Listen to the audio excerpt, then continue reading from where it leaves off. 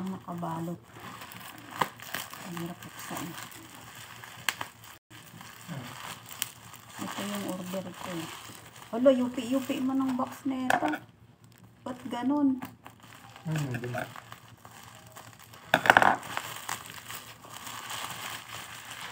Hala. Bakit hindi ganyan?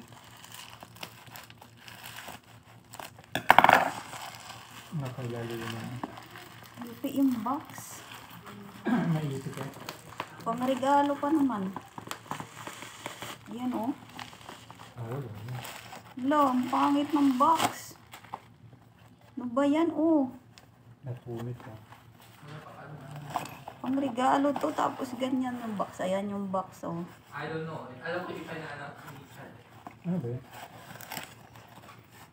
Saan bang bukasan nito? Masaya pa. Ay, ito sa harap. Sir.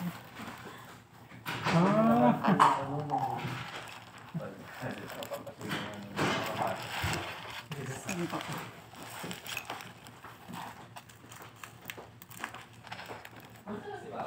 Nandiyan pa po sa. Ayan siya.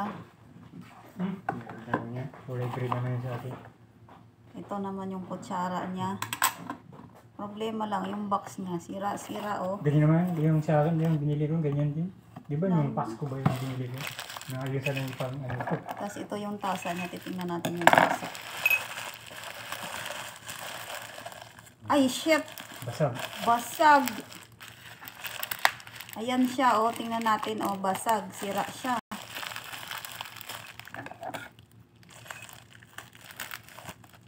Sira. Ayan, oh. Paano ko ito re-regalo? Sira. Yan. Oh, ito yung ano niya, oh. Sira siya. Pwede kaya ito i-return? Yan, oh. Ang ganda pa naman sana. Oh. Kaya lang, sira. Check ko yung takip. Ilang araw na lang, iririgalo na to. Tapos ganyan. Paano na to?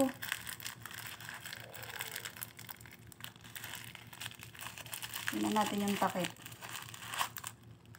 Yung takip, hindi basag. Pero yung ano, ito, ayan oh.